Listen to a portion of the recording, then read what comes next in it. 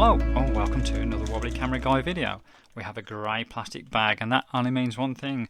I've been shopping on AliExpress again for some more cheap Chinese radios, and today we have an Haetin KK-62 digital player radio, and what this is an FM radio combined with an MP3 player. Before we get in the box, just a very quick look at the actual sort of store for this. The price I paid for this altogether was £7.74, including 28p shipping. It took around about sort of 2 weeks to come from China. It says on here, and this is just one of the typical sites, the price is from £4.03 to £9.13, and to be honest, I think that's whereabouts you are in the world where you order it from. It's got good reviews, as you can see there. It's available either in black or in red. I really like the red colour, and I'll show you that in a moment.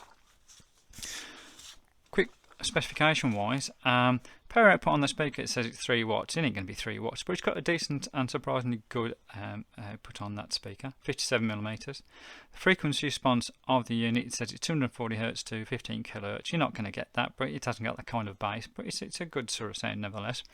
FM frequency, which is interesting, it's 70 MHz to 108 megahertz.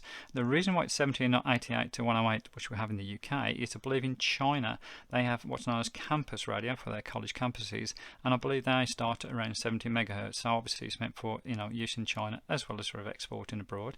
Interestingly, it has an 18650 3.7 volt 1200 milliamp hour battery in the back of this, and that's a really good sort of capacity there for a battery. That radio should last quite a long time. So anyway, let's get out of the box because you want to have a look at it. Don't hear me waffling around. So you get a charger lead, you get a very thin instruction leaflet, but I guess it does the job. And then we have the radio itself upside down, and there we go. I love that colour, and that's part of the reason why I actually bought the radio. And the other one, as I say, was for that unusual sort of 18650 battery. On the front we just have some buttons there, and they select either sort of stored radio stations or tracks on your MP3 player. Function button on the left there is for either selecting FM or MP3. Forward and reverse, and that's for either scanning up and scanning down the radio stations or for the various sort of MP3 tracks that you got on your TFT card. And volume up, volume down. On the top we have the on-off switch, a USB connection. On the side we have headphones for stereo output, little micro SD card, and then the charger connection on the side there. And as I say, on the back there's your big 18650 battery. There's no markings on that battery, so it's just going to be a generic one, but nevertheless it's interesting to see. So let's pop it on and let's see what it sounds like. So switch it on the top.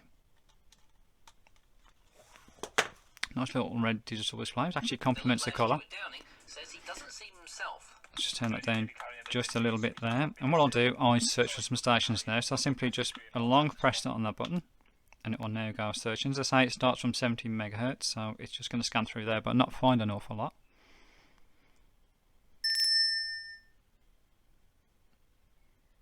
There you go, let's first find the first one.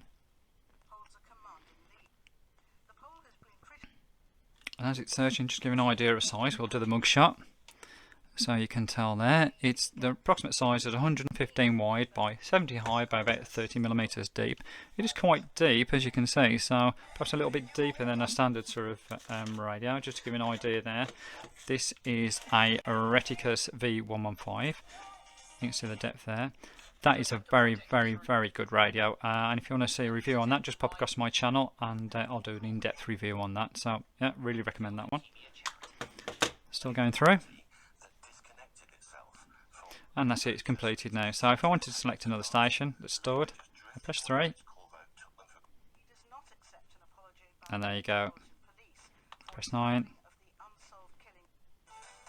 And there you go.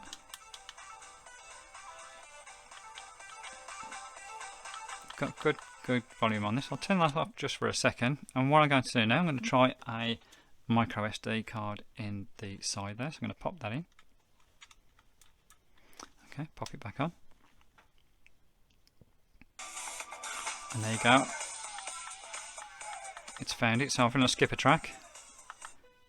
There you go. And again. If you want to go back to the radio, hit that button. And we're back on the station. We're going to try now also on the top, just so I can go through all of it. I'll put a little USB drive in the top. There we go, pop it on again. And it's found us again. That is not a bad sound. I hope that comes over quite reasonably on my microphone, but yeah, that's pretty good.